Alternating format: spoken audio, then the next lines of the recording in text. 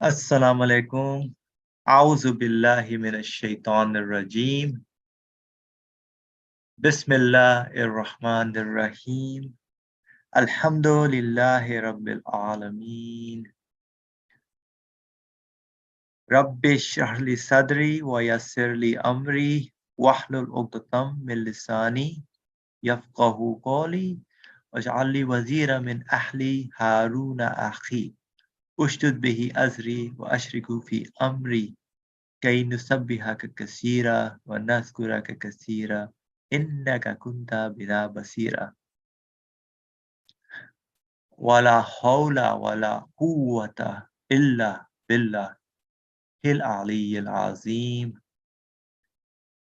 ربي أوزعني أن أشكر نعمتك التي أنعمت علي وعلى والدي وأن أعمل صالحا ترضاه وادخلني برحمتك في عبادك الصالحين آمين وصلى اللهم على محمد وعلى آله وصحبه أجمعين والحمد لله رب العالمين.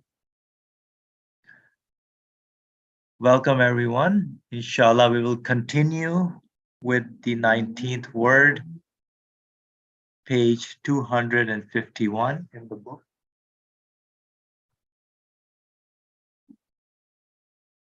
This section is mostly discussing the benefit or the fruits of the belief in the prophethood or his messengership in terms of the droplets that the author is presenting. This was in the 14th droplet that we are currently in, and he starts connecting the message of the Quran, what the meaning that we get from the Quran, of course, coming through the angel Gabriel and through the prophet, mouth of the prophet, peace and blessings be upon him, and of course, his practical matters that his exemplary life that we can learn from on how to live according to the Quran.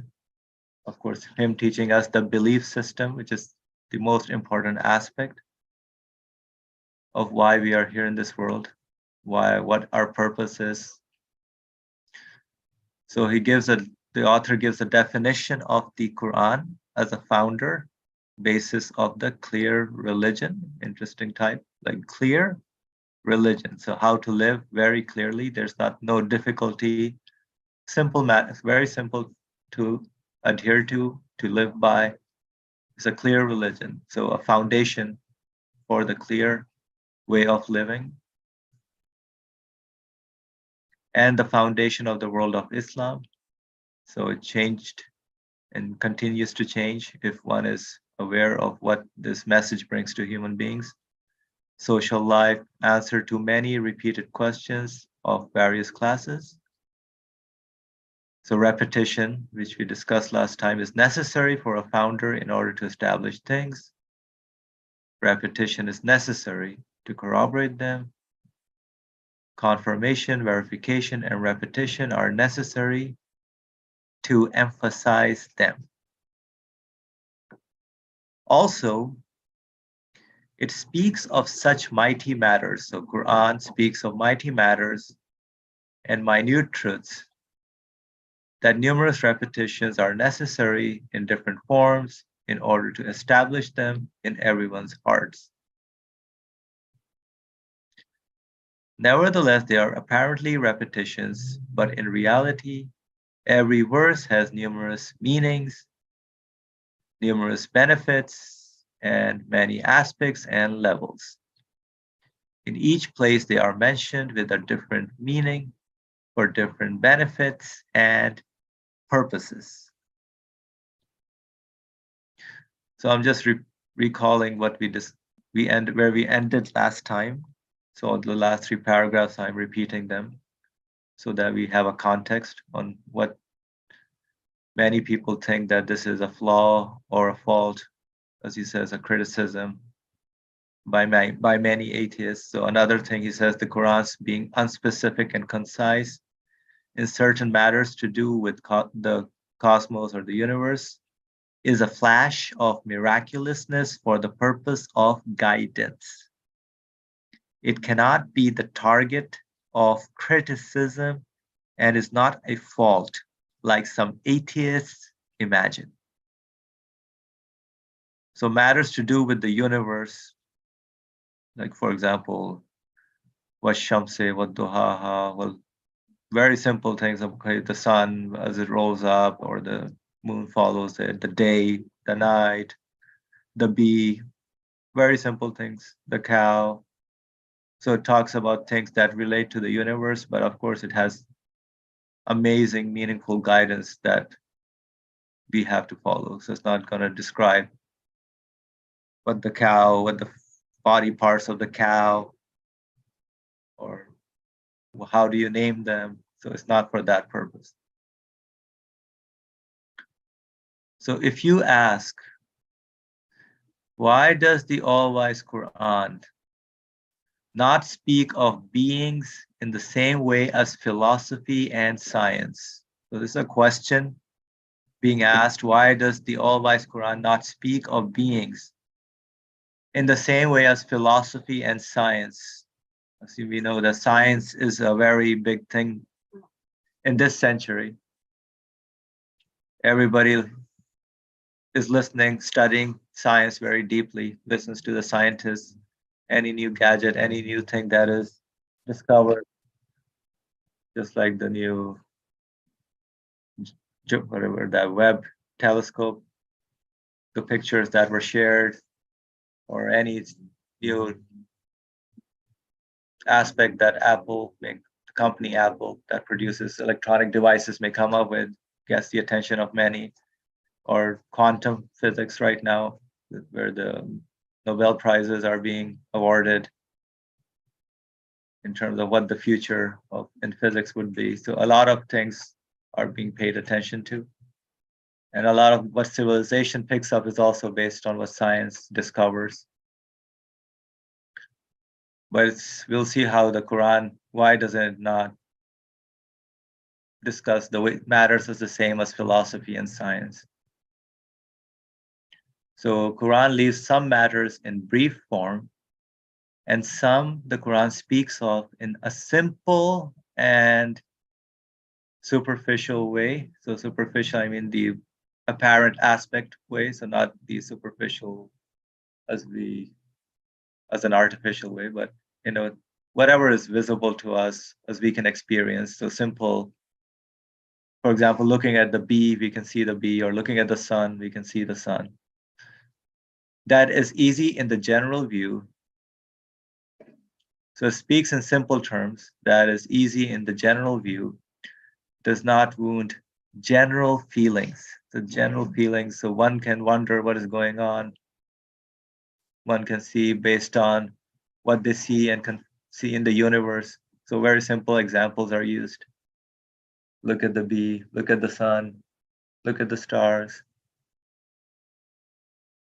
look at the moon, the sky, and does not vary or tax the minds of ordinary people. Why is this?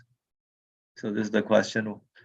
Why doesn't it go into details like philosophy or science, but just mentions briefly, but mentioning the things in the universe? Look at the tree. Very simple. So by way of answer, we say philosophy has strayed from the path of truth. So philosophy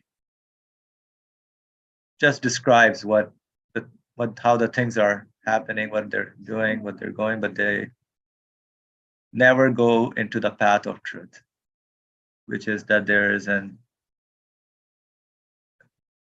the one who is the order belongs to someone who is creating constantly the order that we follow in the universe, that science follows in the universe, the same order.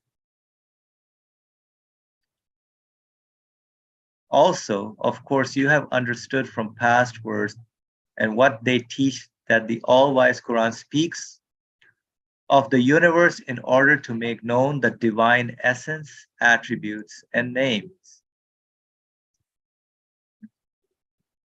So completely different aspect of what the purpose of the Quran is according to us, as opposed to the philosophy and science. Because science, you can never mention about divine essence, attributes, and names, because that will say that is theology.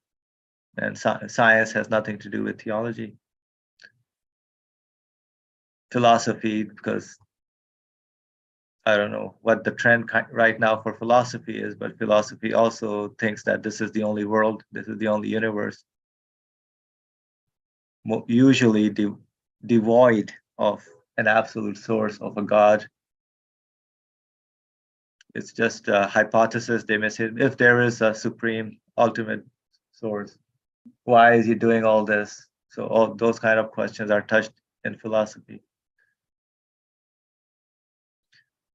That is, the Quran explains the meanings of the book of the universe. So the meaning of the book of the universe to make known its creator. So that's what the Quran does, explains the meanings of the book of the universe. So it explains the universe in a way that it makes known its creator. That's why the divine essence, attributes, and names. Of course, we can't know what divine essence or what the attributes actually are, but we experience them. And we describe them with particular, for example, feeling of pleasure, happiness. We can't really know exactly what's behind the feeling of the pleasure, of happiness. But we get a sign indicating, yes, it makes me feel happy. This emotion comes to me. Feelings are telling me this.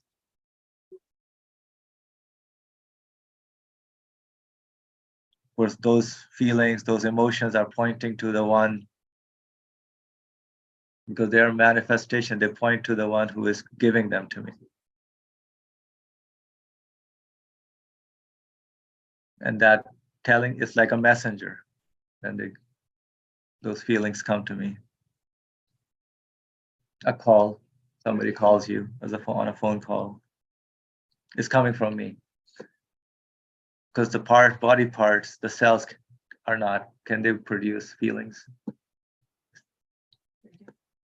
Yeah.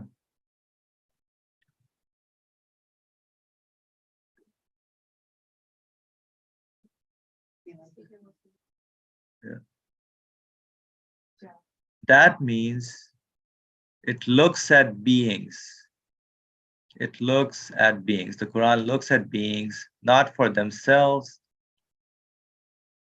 but for their creator.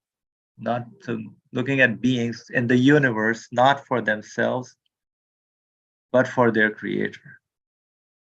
So when I look at the art, it's not for the art, but through the art, I'm going to the artist, the qualities of the artist.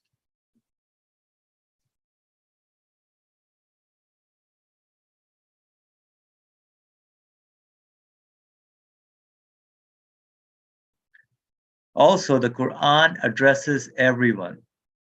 Everyone is addressed.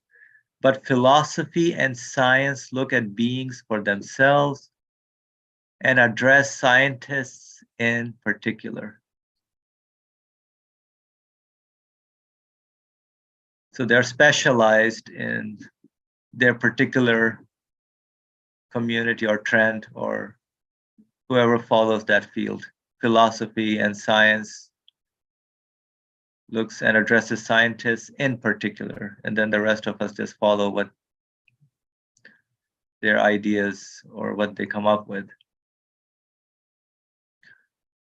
In which case, since the all-wise Quran makes beings evidences and proofs, so the beings are evidences and proofs, proving his qualities, his existence. Everything in the universe acts as the evidence and proof to his being an absolute source.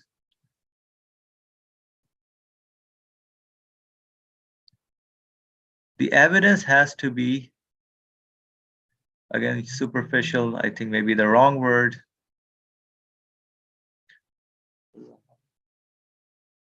Apparent. Simple, yeah, apparent, simple to understand, the translation to understand. On the surface, as it looks to everyone. Not necessarily that we will know what reality is going, reality, not reality. Details going into it. The famous example is we look as if the sun is moving, but in fact, Earth is moving. Isn't that clear example? The Quran says sun is moving. Of course, the purpose is to question the source of this arrangement, whether sun is moving or the earth is moving, turning. Doesn't matter. There is a movement there. What is the source of existence of this movement? Taking place in a perfect way, harmoniously working, and in a purposeful way. The result is wonderful. So the purposes make everything different. Content-wise, language-wise, addressee, the quality of the addressees of the people wise, and also need of the people to know wise. All of them are completely different from scientific research. They want to do it in order to produce technological gadgets. But the Quran, in order to introduce the source of human beings and feelings, the source of human feelings, and make their life meaningful, it's completely different. Purpose-wise, irrelevant to each other. But material-wise, that both of them are using the universe, yes. That is the common ground between scientific research and Quran's evidence for its claim. Agreed. Thank you. So like this morning, we were discussing about the example between what the messengership is and a person like Gandhi, who are leading people, a community, totally different aspects of what messengership brings into our attention, a meaningful life versus a nationalist purpose maybe, or to fight some other cause, humanitarian maybe.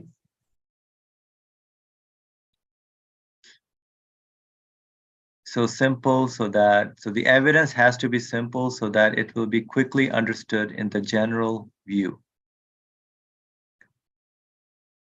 So it has to be simple so everybody can benefit from it.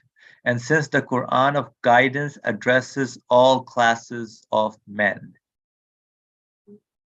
the ordinary people, which form the most numerous class, want guidance which is concise, with unnecessary things being vague, and which brings subtle things close with comparisons, and which does not change things which in their simple view are obvious into an unnecessary or even harmful form,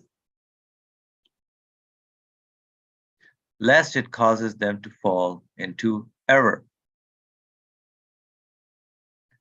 So in a simple manner, just describing, we'll see the example of the sun. So everybody can get something from it. For example, it says, the Quran says about the sun is a revolving lamp or lantern. For the Quran does not speak of the sun for itself and its nature, describing what the sun is, how high the heat is, what is its chemical composition, but because it is a sort of mainspring of an order. So the sun is a sort of mainspring of an order and center of a system. And order and system are mirrors of the maker's skill.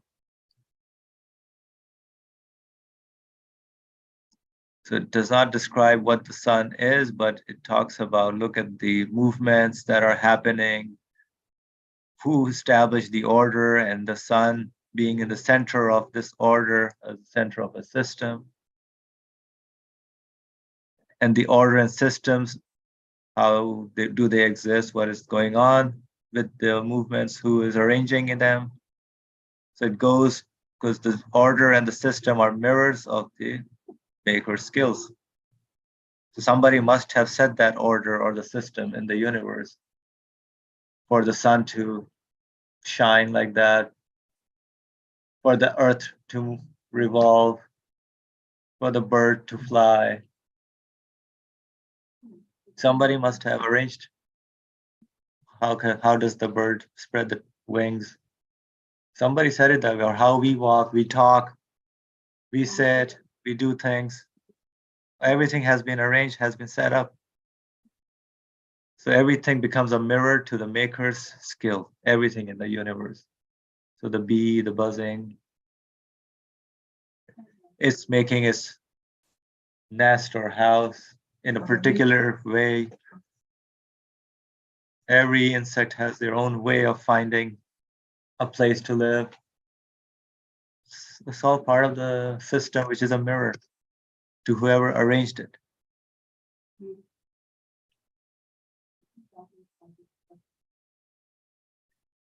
So it makes us wonder. Yes, Faria, thank you. It does make us wonder, tells us what is going on, who is arranging it.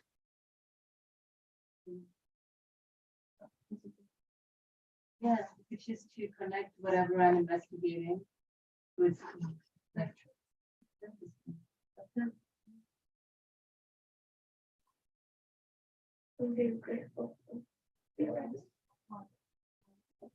So yeah, I'm not sure if your voices will go through this particular device, but the comments are just of wonderment and amazement that how in the universe and being grateful about them. So the Quran says, the sun runs its course, which is from the Quran, section 36, verse 38.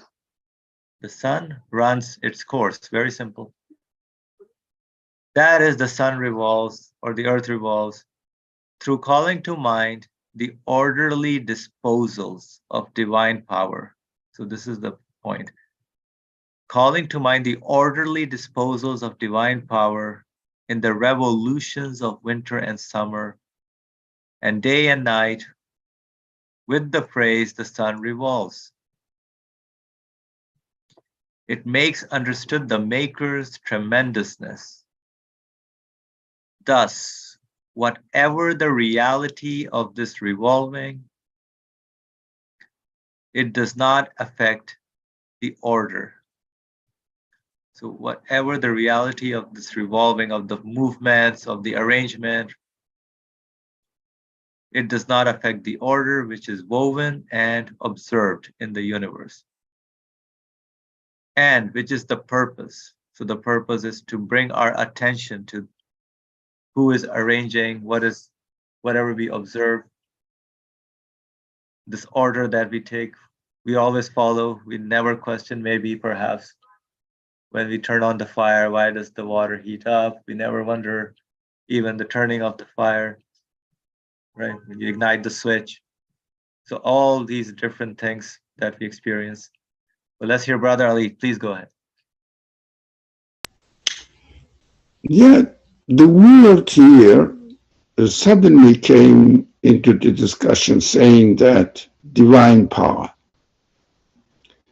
or disposals of divine power, as if suddenly came, as if. Why, woman, why divine? What does it mean?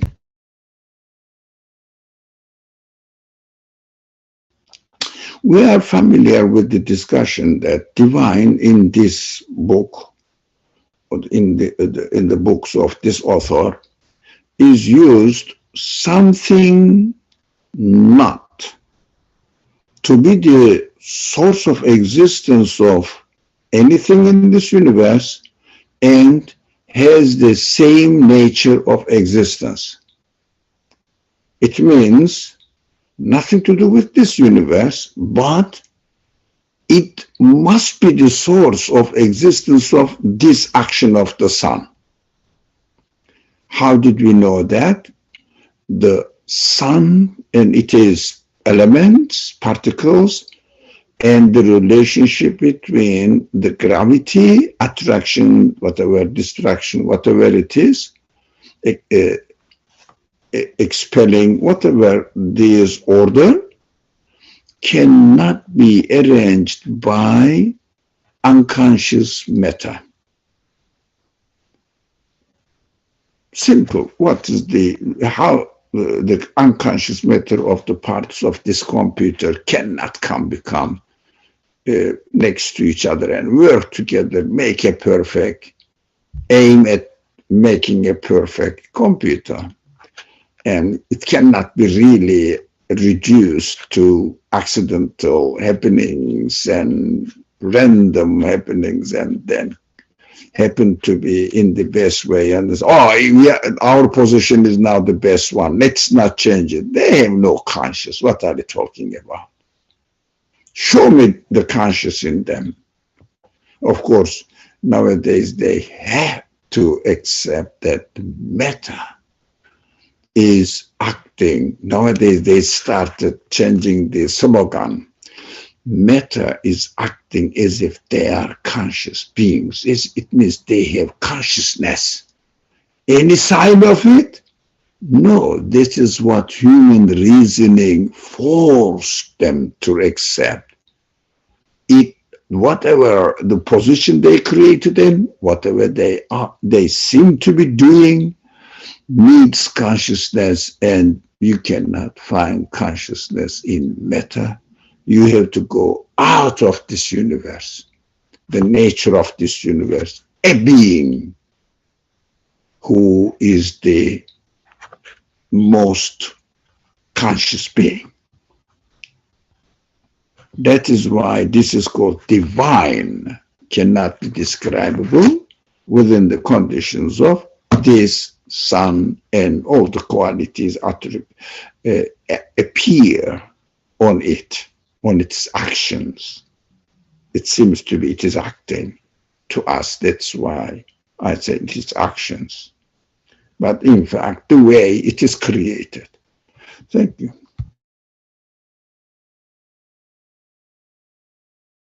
Thank you for sharing. Anybody else would like to share any comments so far?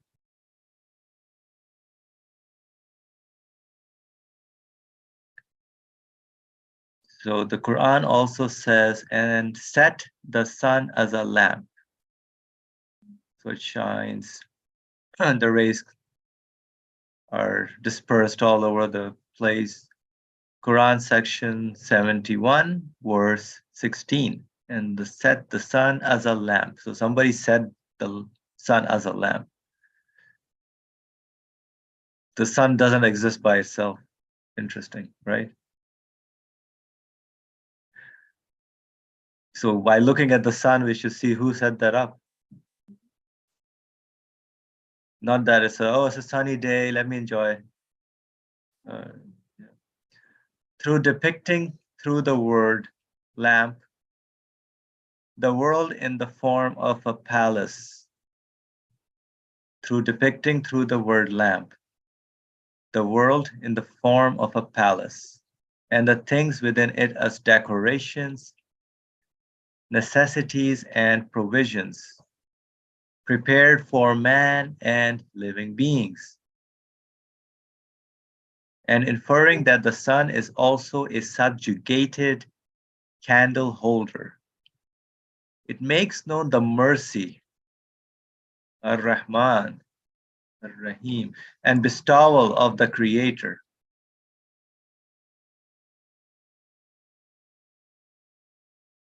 So referring it as a subjugated candle holder, somebody is setting that up, shows us there's somebody who wants to take care of, who's taking care of us. It's a sign of the mercy and bestowal of the Creator.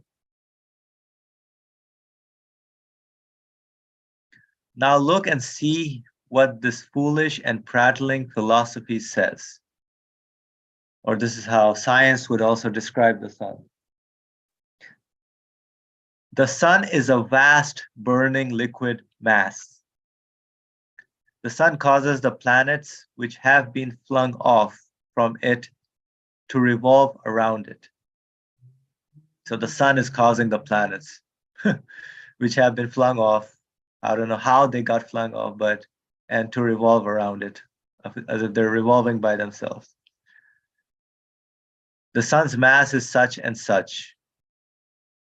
It is this, it is that. It does not afford the spirit, the satisfaction, and fulfillment of true knowledge. Just a terrible dread and fearful wonder. It does not afford the spirit, the satisfaction, and fulfillment of true knowledge. So he's making a distinction between the information knowledge and what true knowledge is.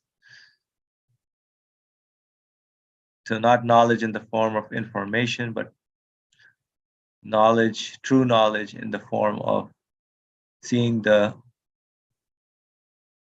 order, looking at the qualities of the one who is setting them things up.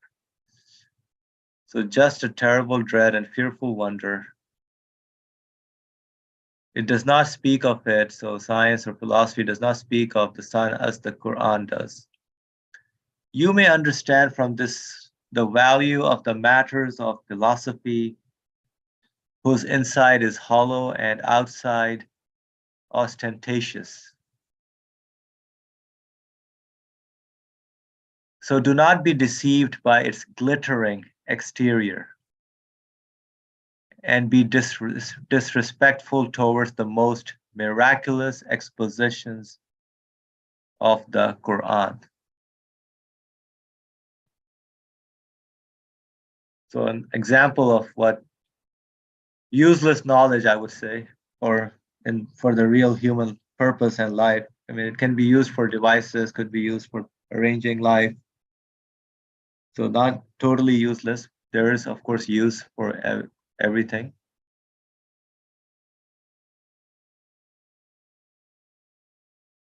But the Quran has a different purpose that it brings to our attention. It lets us know the mercy that is coming from an absolute source.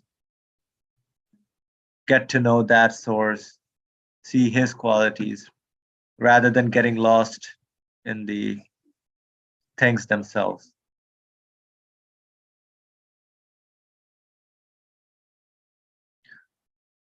O God, make the Quran healing for us, the writer of this and his peers, from all ills, and a companion to us, and to them in our lives and after our deaths, and in this world and in the grave, and at the last judgment, an intercessor.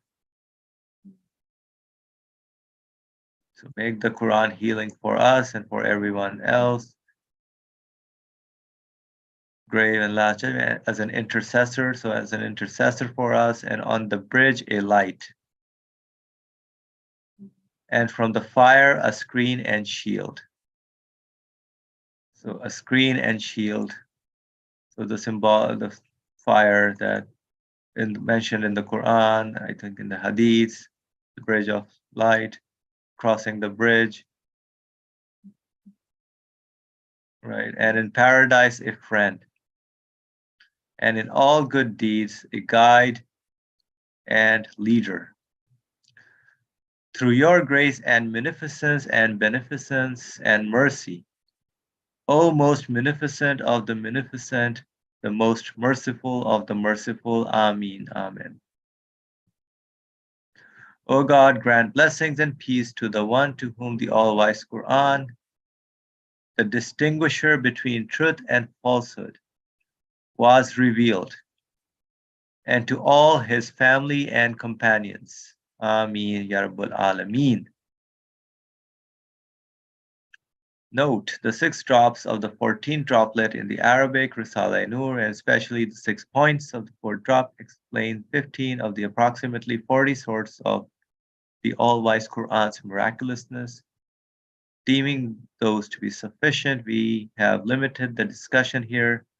If you wish to refer to them, you will find a treasury of miracles. So this concludes this particular section.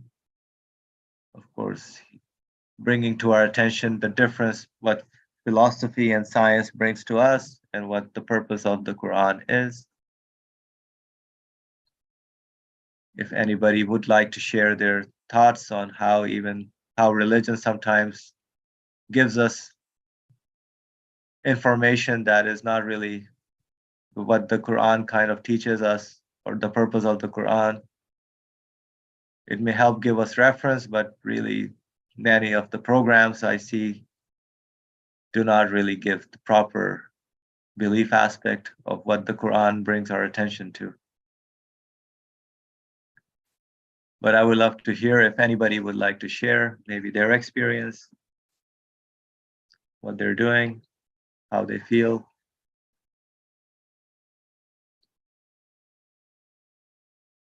All right. Going once, twice, otherwise we'll go to the next section.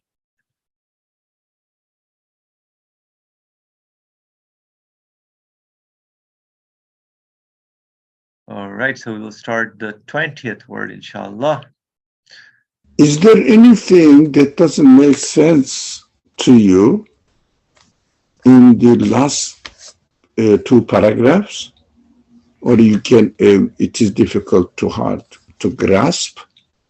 I don't think so, but if you have just that specific subject, we can talk. Otherwise, it seems to be understood, I think. I mean, this prayer side, I don't mean the prayer side. Prayer side is the result of his conclusions. Last 2 paragraphs before the prayer side. Yeah, that's what I meant. Sure, so if anybody would like to share anything. I think we got the gist of it. If anybody would like to expand on it. Basically, simple language that is used. The sun as a lamp, very simple. Nobody has to have degrees to be a scientist to see that, yeah, the sun, yeah, it shines. I don't need a PhD or even a master's or a bachelor or a high school or middle school even to know that. Even a child who can communicate would be able to tell me that.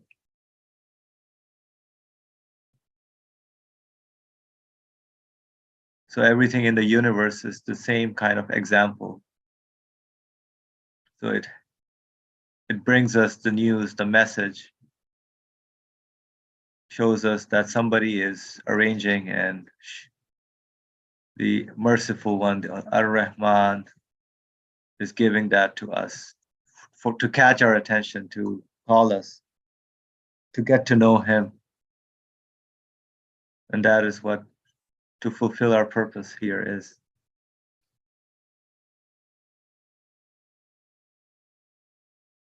And we can see what the examples of how science describes the details of anything that you can take. You can write volumes of details about it. Look at the academic books that are out there for each and every little specialty of little things in the universe that we find. You can study biology, but then that's divided into macro, micro, anatomy, so many different medicine. You can take it many different divisions, specializations that are discussed thousands, millions of books on each different subject. Even that is not enough. New discoveries are made and then republishing the whole thing. But not answering any human question, but it's a very, very smart language they use, very impressive. Oh, they know everything, as if, but their interpretation is so baseless. Their interpretation of how the things are happening, coming into existence, is baseless. Just claim under the screen of their knowledge about the things are doing this and this and this and this description of the events itself. But they say they do it. That's how it is. It is a very simple trick. But most people really are carried away by this trick, unfortunately. The reason is counter-argument is not presented to them in a way that the audience can understand nowadays. But this book speaks to the people who have somehow a belief in God, so gives the examples, simple examples, but we have to take guidance from it, and we have to explain the creation by giving the evidence in the scientific findings. We utilize their findings and interpreting it in a way and with the language of the audience nowadays. This book addresses the people 100 years ago. They were written in 1930s. Now we are in almost 90 years later. So we have to rephrase the language and the way it is presented. But the methodology is there. Not following the classical method saying that Quran says so, it must be so. No, this author never uses this kind of language. But at the end says, look, all our findings rationally is convincing. Rationally, they are all convincing. But on the other hand, Quran also says the same thing. Yeah, we understand in this way that the Quran is the creator of these events. The speech of the creator of these events, he knows, but speaks to my human feelings, not the discoveries that I can do it by studying the matter itself, rather than reflecting on its existence, how it is working. I can do that. I don't need God's guidance. The universe guides me. But the meaning in their existence, the universe doesn't guide me, gives the clues. I have to conclude myself. The Quran teaches us how to conclude it.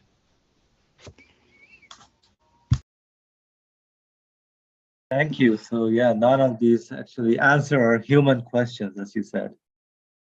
So the guide to, for example, operating our phone, how to use our phone that we just got, maybe it tells us, okay, how to make use of the device, but never addresses my purpose in existence. Why am I here? What am I supposed to do? Or describing the sun in a way, or the insect in a particular way.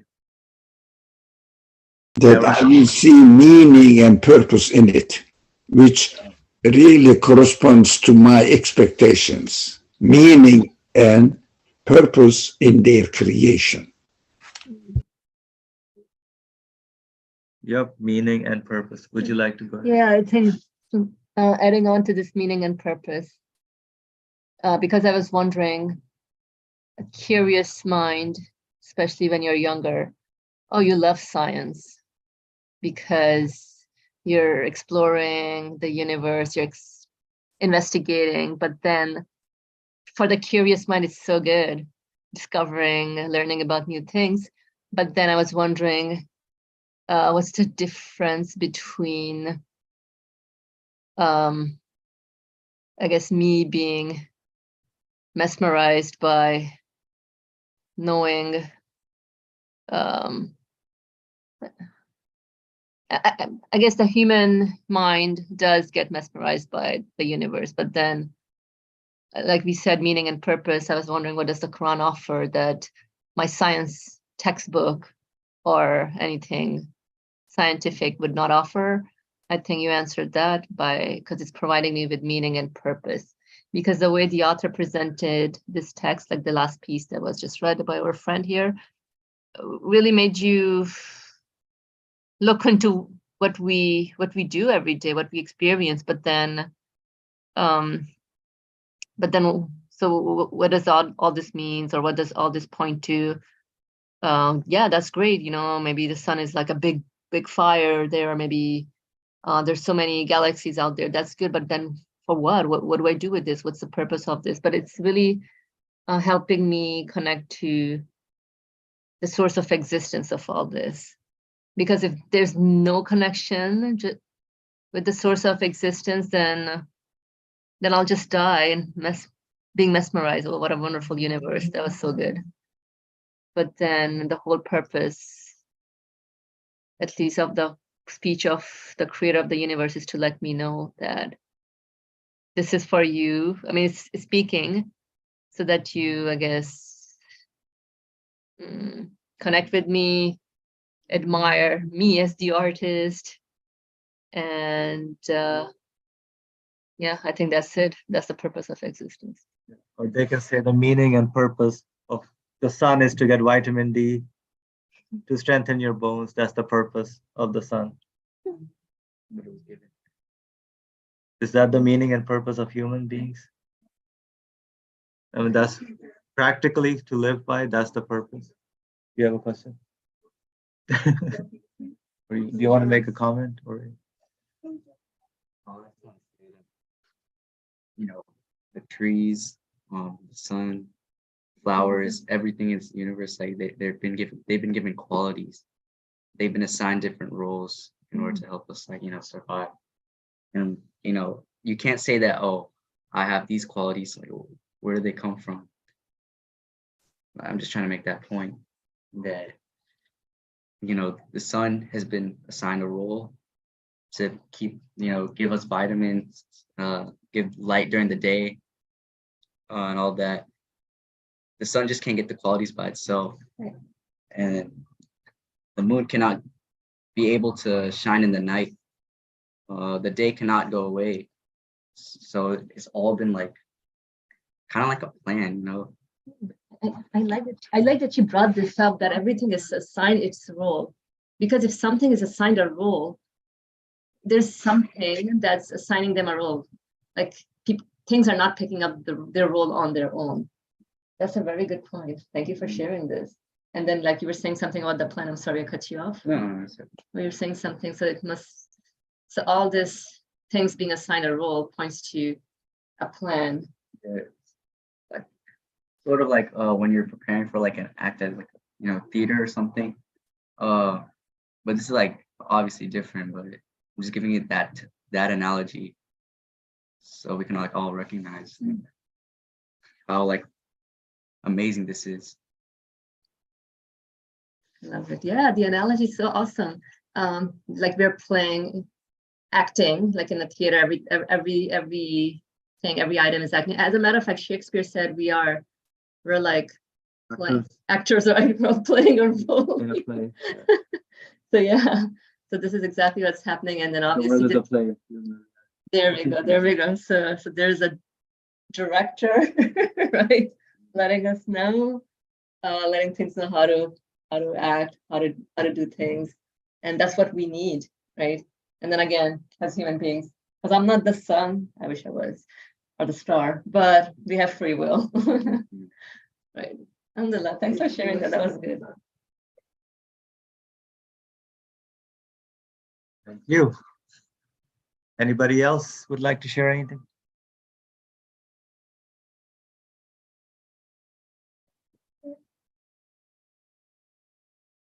All right, then we can move on then.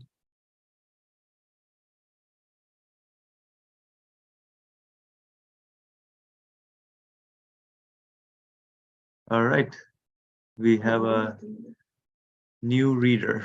Well, go ahead, Farid. Go ahead, Farid. You're not a moderator. You can moderate. Mm, You have 10 minutes. oh, okay. I'll read. Bismillahirrahmanirrahim.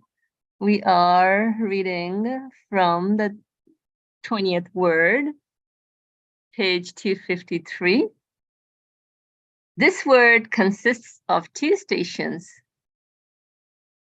First station, in the name of God, the merciful, the compassionate. And when we told the angels, prostrate before Adam, they prostrated, except Iblis. This is from Quran, section 2, verse 34. And when we told the angels prostrate before Adam, they prostrated, except Iblis. God commands that you sacrifice a cow. Quran section 2, verse 67. God commands that you sacrifice a cow, but you don't have a cow. Like, interesting. Wait, do you have a cow? Okay, but we must sacrifice a cow? Wait a minute, what's going on here? Anyhow, let's see what's going on. I'm not stable here. Gotcha. And yet, after all this, your hearts hardened and became like rocks, or even harder. This would be from Quran section 2, verse 74. And yet, after all this, your hearts hardened and became like rocks, or even harder. One day, while reading these verses, 3 points were imparted to me from the effulgence of the Quran against the promptings of Satan. Against the prompting of Satan. 3 points were imparted to me from the effulgence of the Quran against the promptings of Satan. His suggestions took this form. He said, you say the Quran is a miracle and of infinite eloquence, and that it is guidance for everyone at all times. So what is the meaning in its persistently repeating in historical form certain minor events like the following? How is it appropriate to mention an insignificant event like the slaughtering of a cow as though it were something significant, and even naming that important surah the cow? Also, the event of prostrating before Adam, it occurred in the realm of the unseen and cannot be understood rationally. The event of prostrating before Adam, it occurred in the realm of the unseen and cannot be understood rationally. Like me before coming in the universe.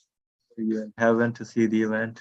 Or That's what- was anybody in heaven to see, oh, God asked the angels to prostrate? Is there any eyewitness or historical fact to that? I don't think so. Because it's usually taken it was in the heaven by the civilization, or the classical maybe scholarship may say, oh, this event happened in heaven. Like I'm supposed to know, hey, this happened in the past. How can you confirm it happened Exactly. in heaven? That's a good point. You know what happened in heaven? Okay. Okay. Where were we? It may be submitted to and accepted with certainty. Wait, it may be submitted to and accepted with certainty only after a strong belief has been attained. Whereas the Quran instructs those who use their reasons. In many places it says, so will you not think? Where's my thinking head?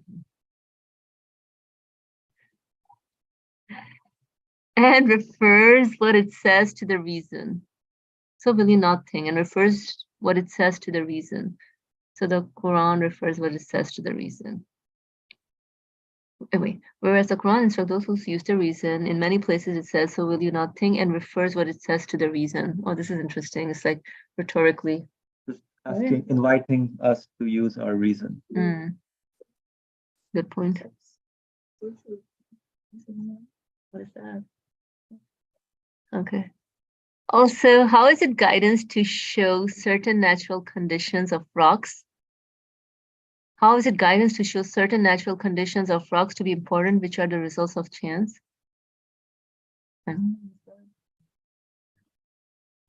Also, how is it guidance to show certain natural conditions of rocks to be important, which are the results of chance? I don't get that part. Well, anyhow. So what's the verse again for the rocks? The last one. And yet, after all this, your heart's hardened. Like, well, And yet, after all this, your heart hardened and became like, or even harder.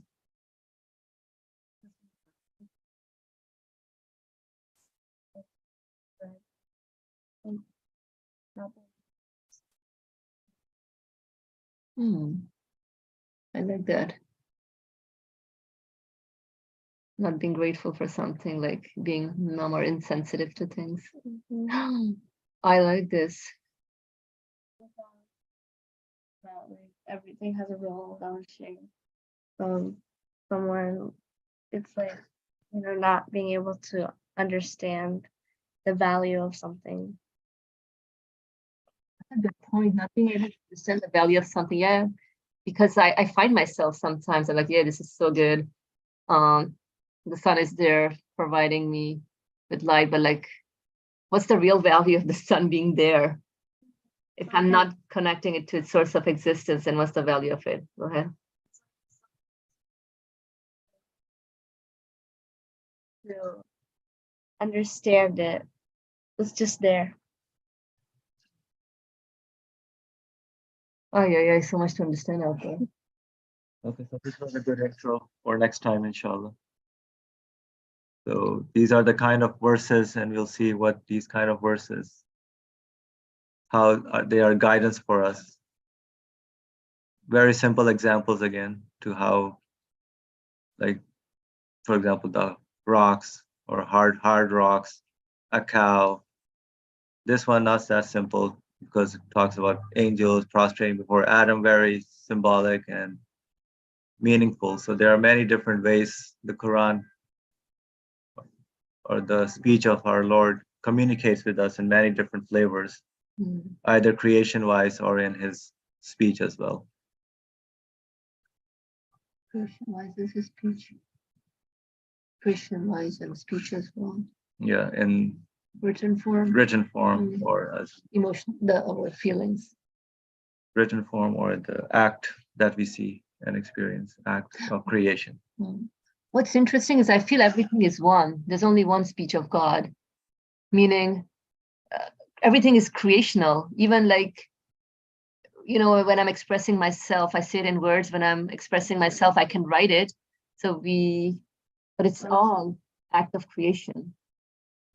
There's only one speech of God then in that way, where I can, like, but what I see, you're trying to understand.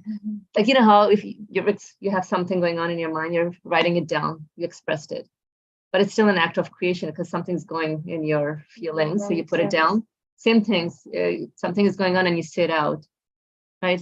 So it's just one act of creation happening. So speech of God. It's the same truth, but different platforms. Let's put it this way. So it could be in a book form, it could be via video. Very cool. Could be a conference you can organize. So different various ways the truth can be expressed. But there's one truth. Oh, that makes more sense. I get it now. Alhamdulillah. All right, so we'll stop here, inshallah. For today, inshallah, we'll continue this topic, this 20th word, next Saturday. Bismillahir Rahmanir Rahim. Subhanaka la ilma lana illa ma 'allamtana innaka antal alimul hakim wa akhiru da'wahum alhamdulillahi rabbil alamin bi hurmati sirrati suratil Fatiha.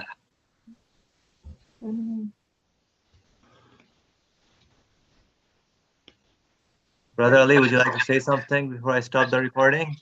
Yeah, wait. No. Stop.